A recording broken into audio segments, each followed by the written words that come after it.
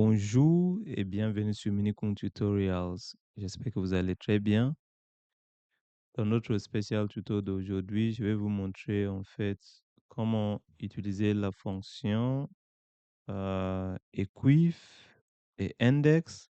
Ou si vous voulez index et equif, en anglais c'est index and match. D'accord? Comment utiliser ces formules pour pouvoir en fait comparer deux jeux de données et identifier peut-être des données manquantes. C'est très simple. Dans mes tutos précédents, je vous avais montré comment utiliser en fait ces formules pour faire des tableaux de bord très intéressants comme celui-là. Vous voyez? Donc aujourd'hui, on va voir comment on peut comparer deux jeux de données et identifier des valeurs manquantes avec la formule index. D'accord? Et equif. Donc, avant tout, merci de vous abonner, de liker. Si vous aimez pas, dites-moi en commentaire pourquoi vous aimez pas. C'est pour que je puisse m'améliorer. Veuillez vous abonner et mettez la cloche de notification pour être notifié chaque fois que je publie une nouvelle vidéo. Donc, pour pouvoir en fait utiliser ces deux fonctions, index et equif, ou index et match en anglais, il est très important d'abord de comprendre comment fonctionne chaque euh, formule. Donc, la formule equif, en fait, qu'est-ce qu'il fait? En anglais, c'est match.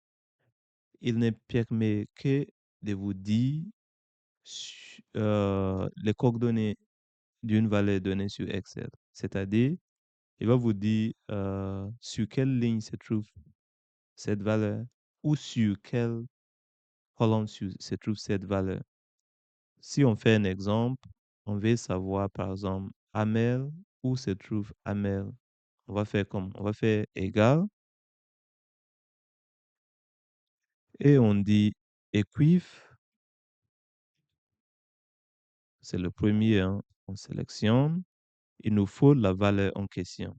Donc, si on sélectionne par exemple Amel, on fait virgule, il nous demande en fait le champ de recherche. Ou, parce que d'abord, c'est la valeur recherchée. Deuxièmement, peut-être que si votre Excel à la base, c'est le logiciel, c'est la version anglaise, bah, vous allez mettre point virgule à la place de virgule. Pour moi, c'est virgule. Donc, et après, vous allez mettre quoi? Donc, on a mis la valeur recherchée, par exemple, c'est Amel. On veut savoir où se trouve Amel par rapport à la colonne. Ça veut dire le tableau recherche. Ce sera quoi? Ce sera par rapport à la colonne athlète, qui est la colonne A.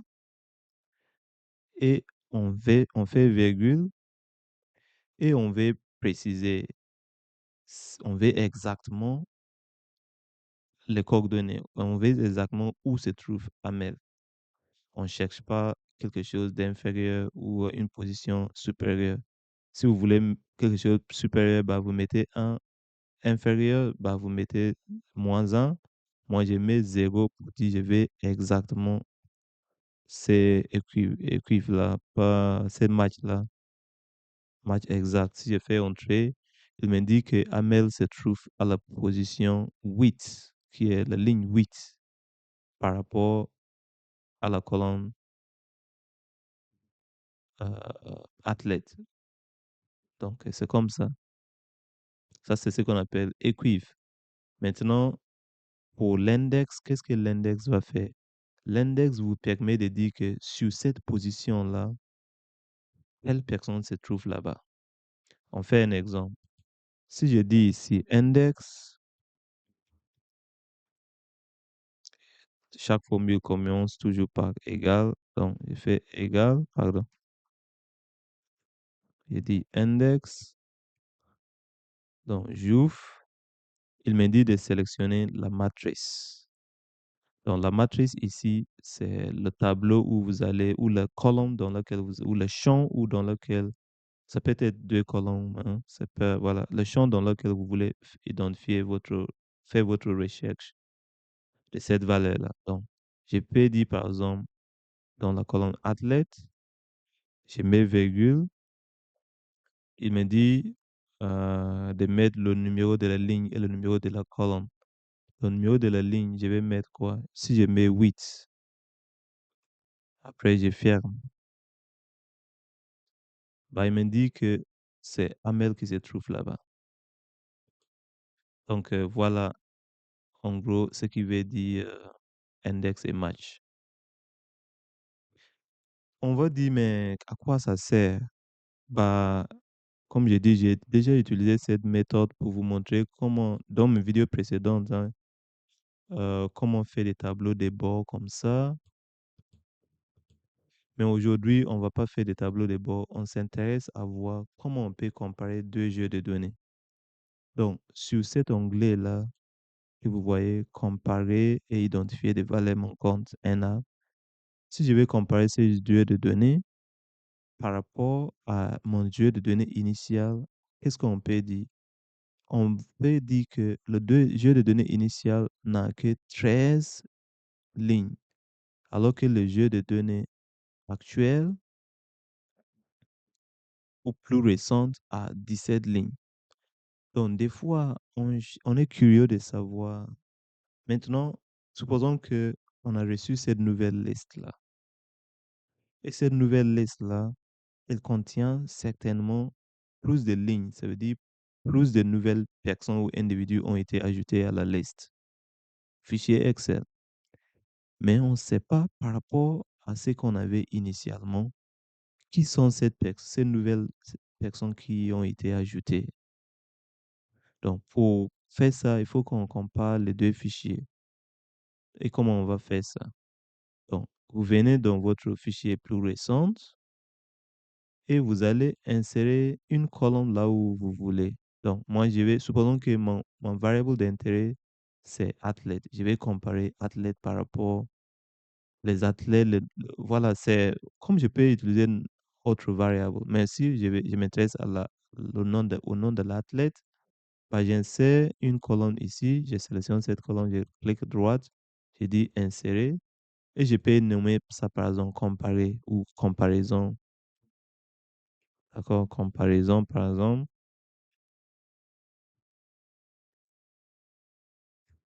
Vous voyez? Et après, voilà, comparaison. Et qu'est-ce qu'on va faire?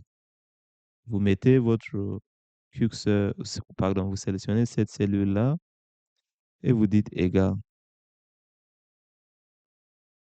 Donc, vous dites égal et vous écrivez pardon, c'est equiv. En français, c'est equiv, en anglais, c'est match. Donc, vous écrivez equiv, vous sélectionnez comme ça equiv, il vous ouvre cette parenthèse, bah, vous mettez la valeur recherchée.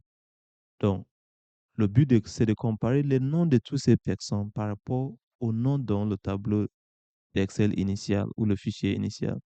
Donc, nous, on clique n'importe quelle personne, hein, parce que la formule va s'appliquer à tout le monde. Mais de préférence, on sélectionne la première personne comme ça. C'est la valeur recherchée, non? On met virgule après. Et après, on met quoi? On met maintenant euh, le tableau recherché. Ou dans quelle colonne, c'est ce que ça veut dire. Donc, vous allez venir dans votre fichier initial qui a moins de lignes et vous allez sélectionner la colonne que vous cherchez parce que vous voulez comparer les jeux de données, mais à travers la comparaison entre deux lignes identifiantes, de préférence qui est le nom en fait, des individus. Donc, on sélectionne ça et on met quoi? On met virgule et après, on doit préciser si on veut correspondance exacte, bah, on met 0. On ferme. J'ai dit OK. Bah, il m'indique que dans le fichier initial, il a comparé et il a trouvé en fait, euh, il a trouvé la même personne Kofi à la ligne 2. Voilà, dans le jeu de données initial. Mais nous, on veut que cette formule-là s'applique aux autres personnes. Donc, soit on va cliquer ici, sans lâcher, et on tire jusqu'en bas, soit on double-clique ici pour qu'il applique ces modifications à tout le monde. Donc, si je double-clique ici, vous voyez qu'il a appliqué tout le monde. Si on prend par exemple Joe, il a dit que Joe se trouve à la ligne 13 dans le fichier initial. Si on vient ici, on voit que Joe se trouve bien à la ligne 13. Après, toutes les personnes qu'il n'a pas trouvées, il met NA. Donc, déjà, c'est un bon signe que, à partir de ces moments même, on peut déjà savoir qui n'existait pas dans notre tracker Excel initial. Mais si on veut que ce soit plus intéressant, bah, on va essayer de mettre les noms des individus au lieu de mettre en fait euh, les positions ou voilà, où ces personnes se trouvent, le numéro de ligne. Au lieu de mettre ça, on peut utiliser index. Et comment on va faire maintenant? On va mettre index ici pour que nous, on ne veut pas de position, on veut les valeurs exactes, les noms exacts des personnes. Donc, on met notre curseur ici et on écrit index. On double-clique pour sélectionner index ici. Il nous faut d'abord la matrice. Toujours, on est en train de comparer par rapport au fichier Excel initial. Donc, on laisse le curseur ici, là. Donc, quand je dis index, la première chose à mettre, c'est la matrice. Donc, je laisse le curseur qui clignote ici et je viens dans mon feuille initiale et je vais sélectionner athlète ici. Après, je mets virgule et maintenant, c'est le numéro de la ligne. Le numéro de la ligne ici correspond exactement à ce qu'on a déjà saisi ici. Cette formule qu'on a mis déjà initialement qui permet de nous dire le numéro de ligne, bah, on n'a pas besoin de mettre un autre truc. Il suffit juste de fermer la parenthèse et faire entrer. Et vous voyez que là, il nous dit bien que c'est Kofi. Voilà. Mais pour que les autres numéros de ligne soient remplacés par les vrais noms, lorsqu'on a utilisé l'index, la formule index, bah, soit on clique là et on tire jusqu'au bas, soit on double-clique ici et vous voyez que tout est fait en fait. Les personnes qui sont NAVD qui ne se trouvent pas. Maintenant, la prochaine étape consiste à filtrer pour identifier en fait ces NA-là. Pour filtrer, comment on va faire?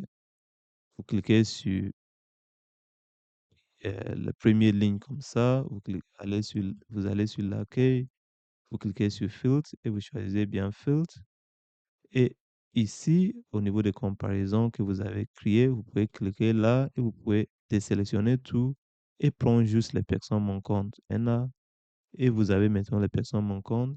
Si vous voulez, vous pouvez le copier comme ça ou aller mettre sur votre fichier initial. Donc, vous voyez que c'est très, très, très simple. C'est pas du tout compliqué. Vous pouvez le copier, comme j'ai dit, hein. Vous pouvez copier ça. Vous venez ici, cliquez droite, vous dites insérer en fait les cellules copiées ou coller comme vous voulez, hein. Donc, c'est comme vous voulez. Après, bien sûr, après ça, il faudrait en fait, pour que tout soit comparable, bah, il faudrait, avant de copier, attends, je retourne en arrière. Avant de copier, il faudrait quand même supprimer cette colonne-là parce que ça ne vous intéresse pas. C'était juste pour faire la comparaison.